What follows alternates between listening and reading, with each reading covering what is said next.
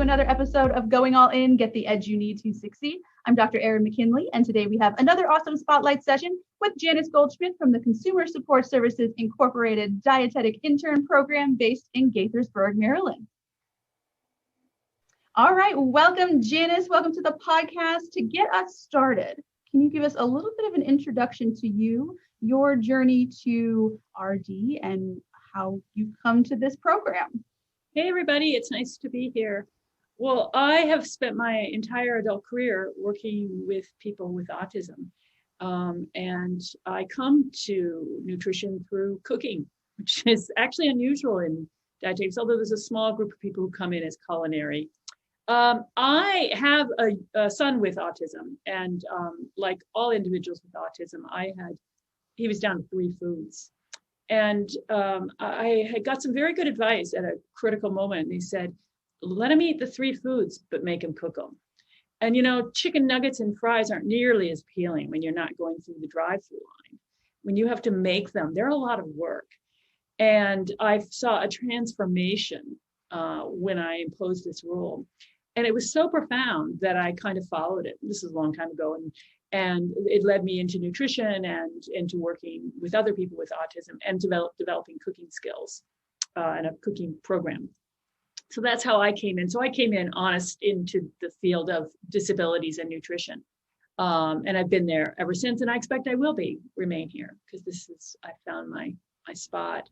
And we had decided a year ago, before the craziness, that we wanted to launch an intern program. I'd hosted a lot of interns, and I'd learned enough that I thought we were ready. And so about a year ago, just over a little more, we put in an application to ASCEND.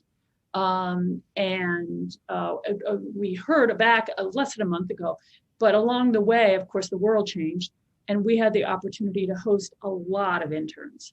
It worked out great for us. And in that process, I really did get to learn a lot more about how to run an internship program and do a lot of trial and error and really shape what our internship program is going to look like. So that's where I'm here and now. So can I launch into my slides? Would that be okay?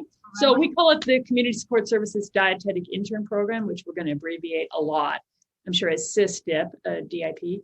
And we're located in Gaithersburg, Maryland. So just a little bit about CSS. We're a massive provider of services for people with autism and other developmental disabilities. You think autism and you think kids, but the vast majority of people with autism are adults, and that is who we serve. We have a couple of adolescents, but it's primarily adults. And we provide everything, recreational, vocational, residential, educational, therapeutic, respite, everything. And we primarily only serve Montgomery County, Maryland. And you'll find that all providers to disabilities are primarily county-based because that's how funding is determined. So we have no reach into the next county. But we're a huge giant in Montgomery County. And so that is what CSS does. And for a long time, nutrition certainly played a role. But over the last year, particularly, it's played an even bigger role. So the DIP that we're starting has the basic goals that most intern programs have, which is to train entry-level nutrition professionals. But we really felt that CSS has something to offer nutrition because we will expose our interns to a population most of them will have never experienced. And they're very underserved and very at-risk population. They have tremendous exposure to a lot of nutrition-related problems. And so we can play a profound role in providing them the highest quality of life. So it's a real nice synergistic idea that we will serve them and they will serve us together. Now, there are just a couple of programs out in the country that have disability-based dietetic internships. We're the first and only so far that will serve the autism community specifically. So that sets us up in a unique situation. So for those of you who have been looking at internships, these are by the hours.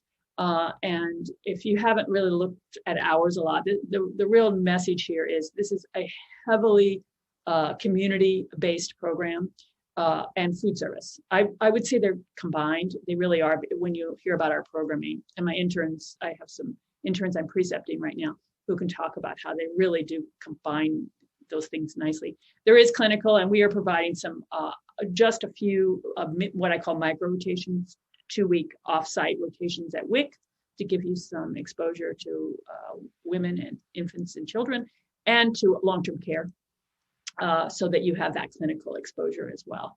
But the vast majority of your hours are served with us, including most of the clinical. What does a rotation look like? Well, the community is our, the big emphasis. And really there, you're going to do something that I don't think a lot of interns do during their internship, which is teach cooking skills. That seems super basic to nutrition, but it's something that's actually kind of a lost art.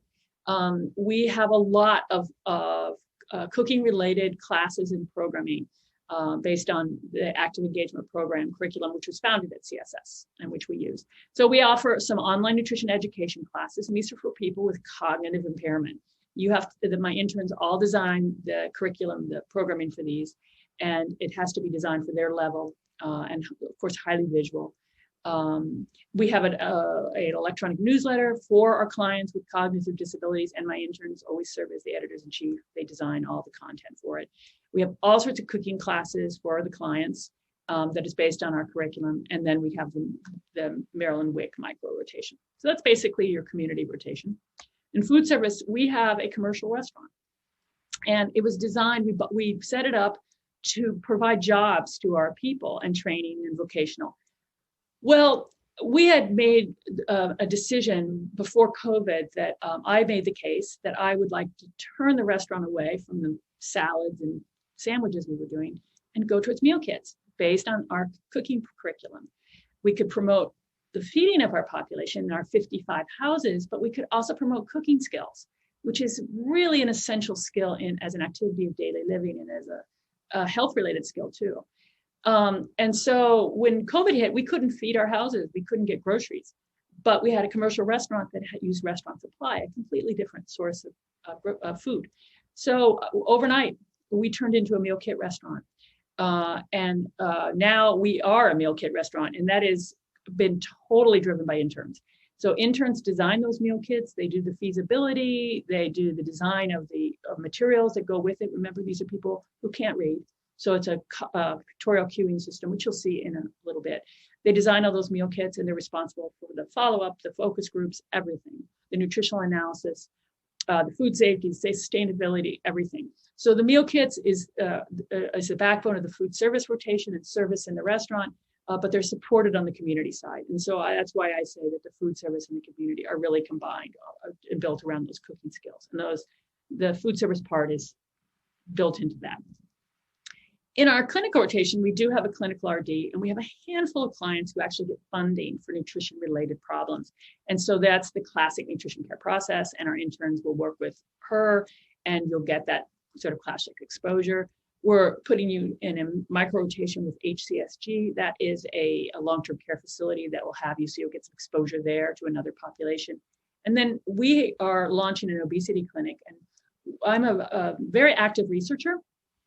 And we're posing a very simple, but I say elegant research question that says this: we know we have a horrible obesity problem, but we hypothesize it's worse than we know because all of our measurement is based on BMI. BMI is heavily distorted because our individuals are going to carry it around their middle. So we're going to do a clinic where we're going to long-term track both weight and waist circumference and assess our obesity from both parameters, making the assumption that the waist circumference is going to tell a worse story than our BMI. So interns will also play a role there.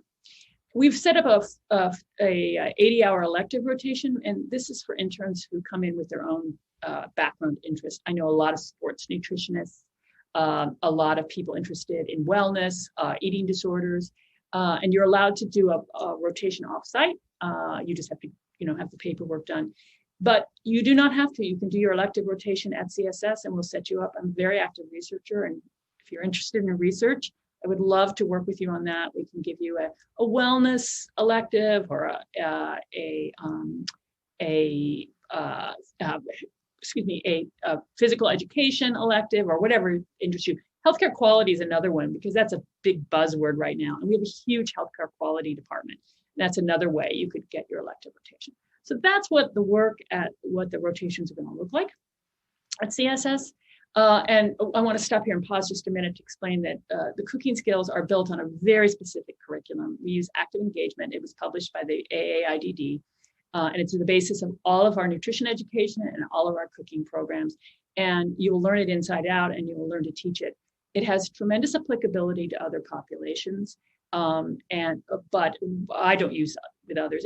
It would be very appropriate, for example, for people with dementia, for children. And we find that our staff, who are all foreign born, really work well with it.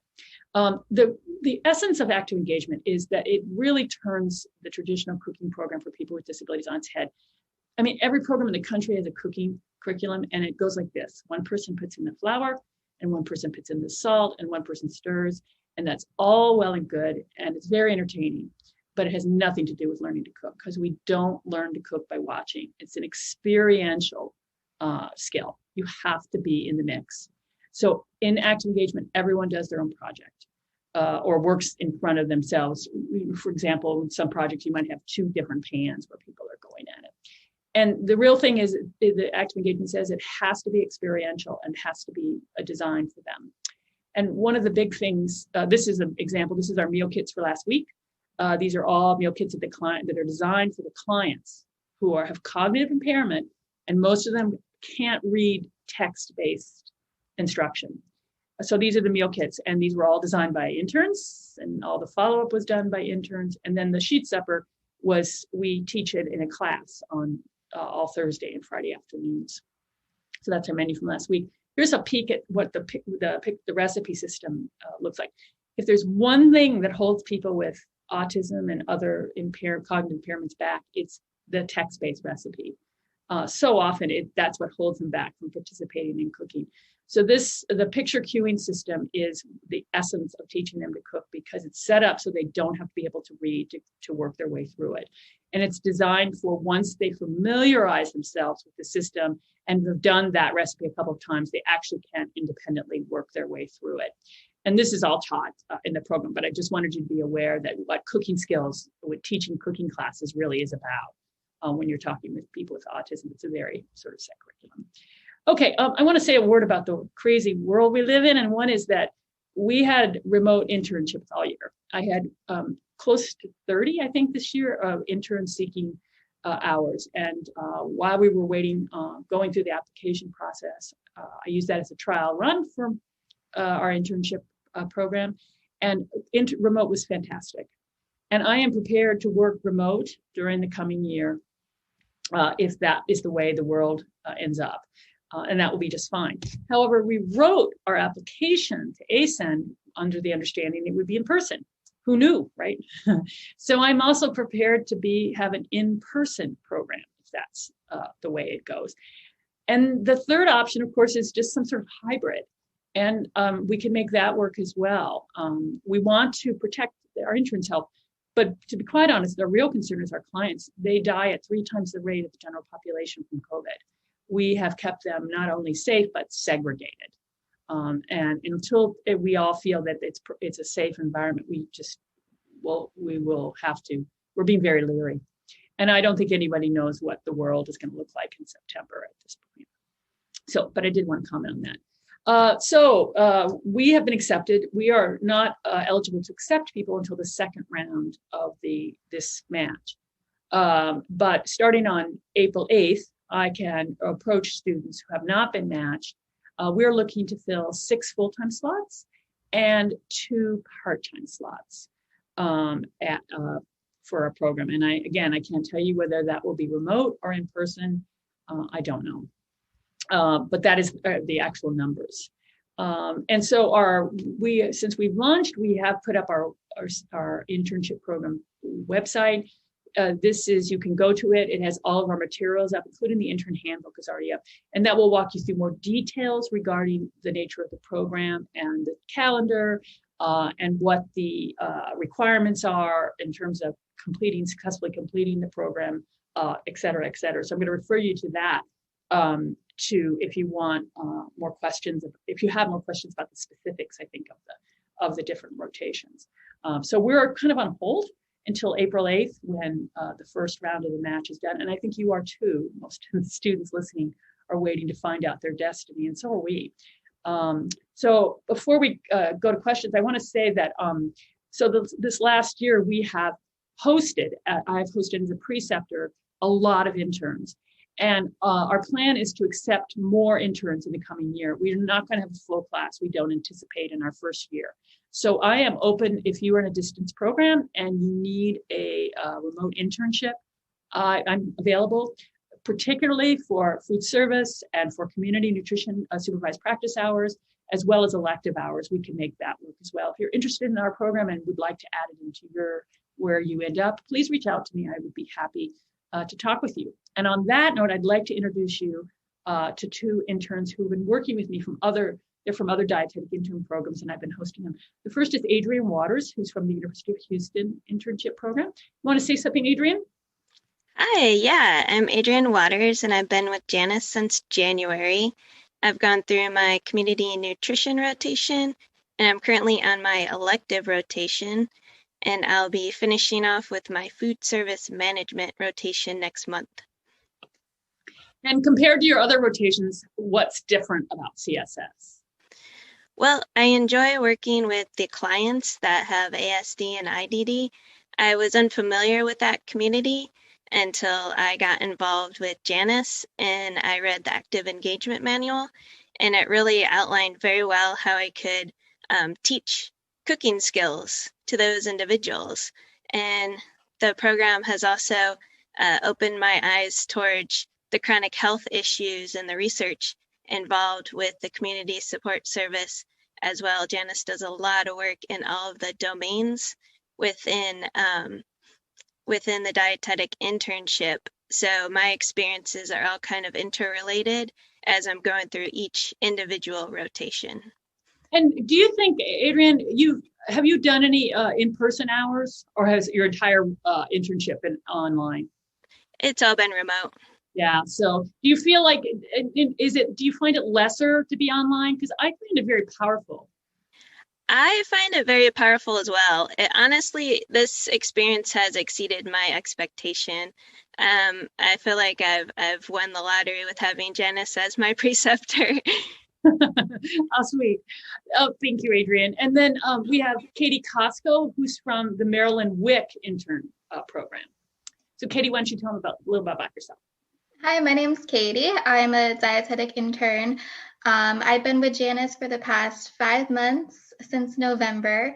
I started out putting in a few hours a week with her throughout my community rotation, and that since has turned into a full-time food service rotation. So a little bit of a background of where I come from. My internship, I work for the WIC program in Northern Virginia. So my internship is through the Virginia and Maryland WIC program, and it's more so a distance dietetic internship, so it leaves me in charge of finding all of my rotations and preceptors, which has presented challenges with COVID. But I came across Janice in CSS upon my search for preceptors, and she took me as an intern with open arms, which I'm grateful for. So my experience with CSS has been great so far. Is CSS different than your other rotations, Katie? It has been different. A perk of distance dietetic internships in general is that you do get to pick and choose your preceptors. So I've had different experiences, but CSS has been different than all of the other ones so far. I think what sets CSS apart from most dietetic internships is just the population alone that you get to work with. You're hard pressed to find experience working with this population in any other dietetic internship. And you're a good example of, you've been with me a long time, and as you've stayed, you've grown in responsibility. So now you're basically the assistant manager for food service right now. You have a lot of responsibility, which I love to do, have people. So, and you've grown into it nicely. Thank you, Katie. Thank you, Adrienne. We'll move on to the 5 questions that I ask every program that comes on the podcast. And these were put together with the help of my students. So they were making sure I was asking the questions that they wanted the answers to. So the first one is there one thing in particular that you just love to see when you're reading a personal statement? So thinking about future applicants, what are you really going to be looking for? Well, you got to remember that since I haven't had applicants, I've done mostly interns. So I've dealt with a lot of interns approaching me about internships. I will say something that impresses me is when they know my work, that, they've read something I've written. And, my mother hasn't even read what I've written. So I'm always like, oh, that's great. And that shows, that's a level of a little deeper. So it always impresses me when someone says, I read your book, or I looked at your work, or I know your research. That I think is something that really jumps out at me as just a step up. All right. So thinking about this first group of applicants that are going to come to you, thinking about their resumes, do you want them to have a nice, clean one-page resume, or are you going to be a little bit flexible with that if they've had more experience? Well, to me, a resume is something you write for a job. The internship is about your career. So to me, you don't want a resume, you want a CV. And if you haven't grown into a CV is an expanded version, and it has information that I want to know about. That you can't put on one page. I want to know about your affiliations and your memberships. I want to know if you've done research or gotten funding or grants. I want to know if you've had publications or presentations or webinars or podcasts. I want to know if you've led a social media campaign. I want to know certifications are huge in nutrition. So I would say one page is ridiculous. I would say you're building a CV for your career. And that therefore I don't want to see any padding, but I absolutely want to see, how you're building your career. What are your professional building blocks? So I don't think a one-page resume is anything I would aspire to. All right. So thinking about future interactions with applicants, potential applicants, what are some things that you definitely don't want to see in an application or in any of their materials, things that would raise red flags for you, where you would say, I don't think this person's the best fit for this program? Well, since I haven't seen applications, I've dealt with people a lot in person. I can tell you there are things that just drive me insane. And in fact, in this last year, I've tried to take interns because they're in a hard spot. And I have an insatiable need for help as we build our programs. But just recently I said, I'm not taking you. I actually literally rejected someone. And he had done this thing where he had made it clear that his time was valuable and mine was not. And he was sort of cavalier about a missed meeting. He broke it, and I don't even doubt he had a good excuse. But the way he handled it was say, I'll get back to you and let you know when I'm available. No, we're done here. So I work very, very hard. And, I try to stay on top of all of my meetings. So I want to see you respect my time. And so that is really one thing I really have to make snap judgments on with interns is this person is not respecting, my time and their, and I'm aware that there's different around the world, there's different views on time. Time is much more fungible, malleable in some cultures. But that is one thing I look at, and it's something I'll make snap judgments on.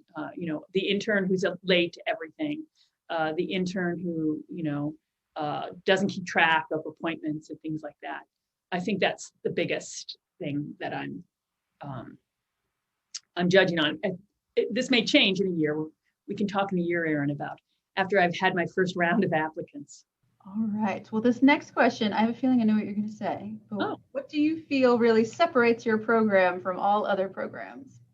Well, the biggest thing is, of course, that we deal with a population that no other program in the country addresses, and that's autism. And 20% of the population has a disability.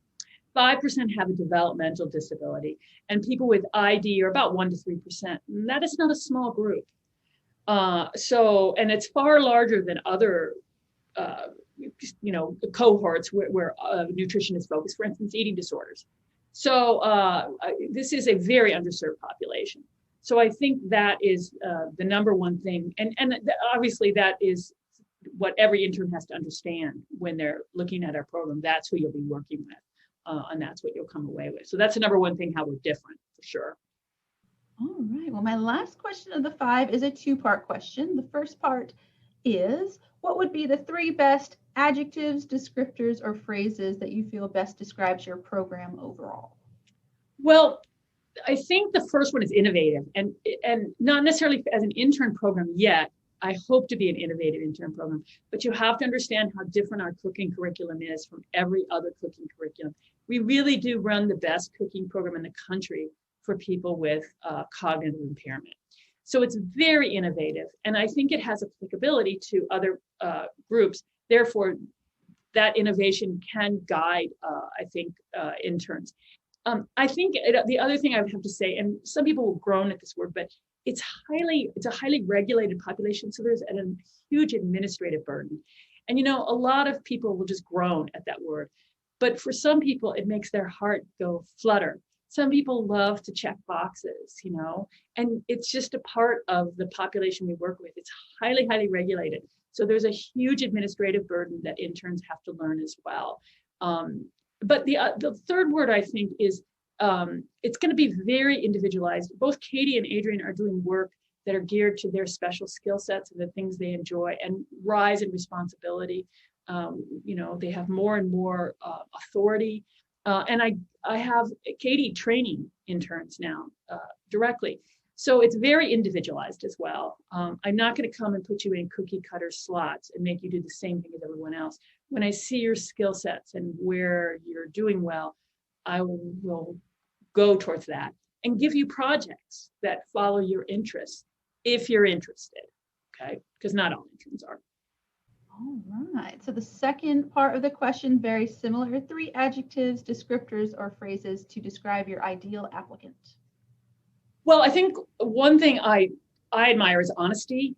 There's a lot of honesty you can have that I think interns are afraid to say. Like, one is, I have no idea what I want to do with my career.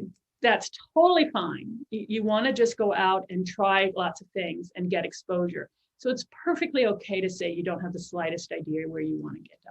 Another kind of honest remark is money, cost is a huge factor for me. I like your program because it's really cheap. That's totally fine as well. I think that's, very honest, and, don't think that there's a right answer to why you need to come. We do hope to get some nutrition professionals interested in disability studies as we move down the line. But in general, we know we're going to, that there aren't that many. I work in a field in which, there's all of us could sit at a table, nutrition professionals who work with autism. It's a small group. So I can't imagine there's a huge group of interns who want to do that. So I think it's perfectly fine to be honest about why you're interested in our program. Another thing I really, really have to see in interns is that they be respectful. They all come with a philosophy, many of them, on how to eat, which is completely fine to say, I have this philosophy of eating. I eat this way. I value that and I respect that. And I want you to present that in our classes. You can present a class on your diet, you're vegetarian or you're paleo or whatever. But you must respect others. And, we represent the Academy of Nutrition and Dietetics, which tells us there are many healthy ways to eat. Yours is one, and that's fine, but there are other ways as well. So we live in a time when we don't always have respectful engagement, but I must see respect from interns regarding other points of view and other ways of eating. And then I think the third one, and this is a big one, is professionalism. And this is one where I think that the alternatives students, the students oftentimes returning a little older, they have the edge because they get that this is their career. Oops, excuse me, my light to get this on.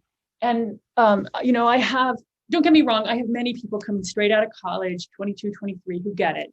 And they're very professional about it. But I've had enough interns now to know that some of them are coming in with the same mentality they had in college, which is they're going to scam their way out of, and they were really good at it in college. They got out of this or that assignment, and they got away with it.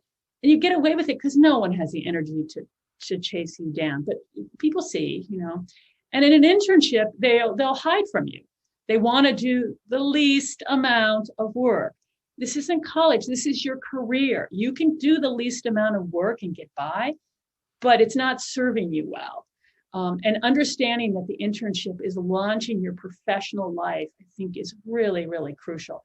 And I really look for that when I'm working with interns. And lots of them have it. But there are enough where I'm always have one where they're hiding from me, and I just don't have the energy to chase them down, to get them to be ambitious for themselves.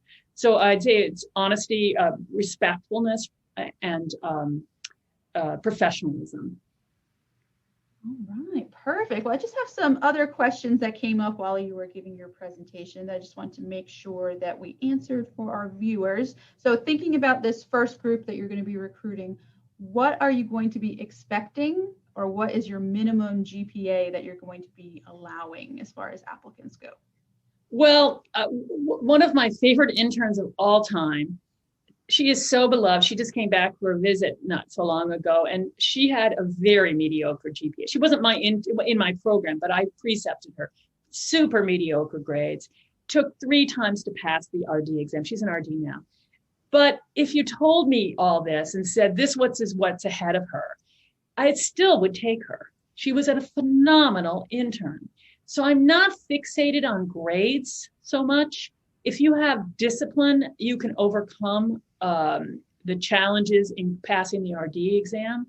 And it's easy to cherry pick, with grades. I'm not fixated on them. I don't think I have a cutoff.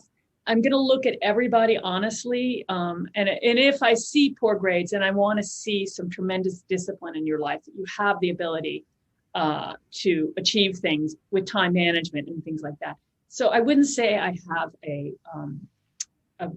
GPA goal in mind, in terms of candidates. Okay. So you mentioned passing the RD exam. So how are you going to integrate exam review into your program? Well, we have what we call every Thursday the intern conclave, and this will carry on and maybe be in person. It would be a luncheon. And the idea being we're going to purchase a program for them, but we're also going to have this luncheon weekly. And I'm a carrot, not a stick sort of approach. So my thinking is we'll reward people who are working towards their exam. For example, we can say, what I'd like to do is have, regular speakers and give some sort of, performance reward to those individuals who have prepped for the speaker by reviewing the book.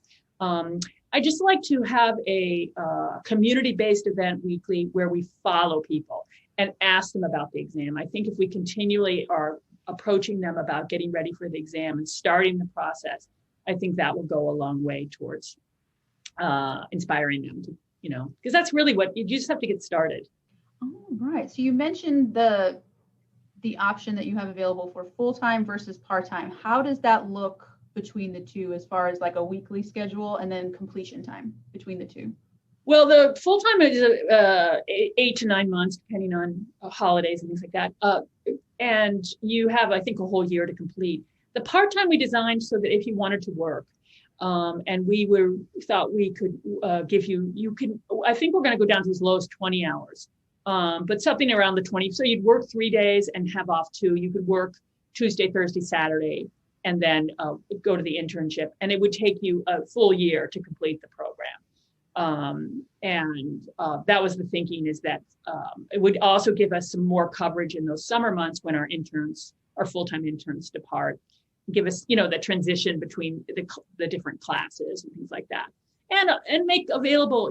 Our cost is very low. Can I say cost? Is that allowed? We're priced at $6,500, which is the cheapest in our area.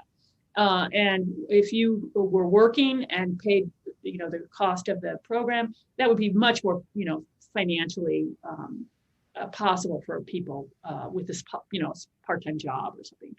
And also it allows us to have alternative types of students again. I have a respect for them. They often come in they get it, this is their career and they're ambitious. All right, perfect. Well, that's all the questions that I have. So to close out this episode, Janice, I would love for you to give our viewers just one quick elevator pitch take-home message for any potential applicants this year. Well, if you have bypassed DICAS this year, or if you did not get matched, please approach me. We are looking to launch our inaugural season for our Dietetic Intern Program. Oops, excuse me, turn this off. We are very interested because it's our first year. We just want to have a small starter class. So please approach me if that interests you, or if you're interested in working with people with autism. Perhaps you have a personal interest or you're interested in research and you want to work with an active researcher and learn that side of your career skill. But if you're in a distance program and you're in need of hours and you're interested in working, please approach me as well. I'd be happy to precept you. So in other words, I think the gist is call me. I'm happy to discuss the various options for you at CSS. All right. Well, thank you again. Thank you to Katie and Adrian for joining us for this episode. And for those at home who would like more information on this program and to get in touch with Janice, I've included the program website in the description below this video. And as always, don't forget to like this video and subscribe so you never miss an episode with another awesome dietetic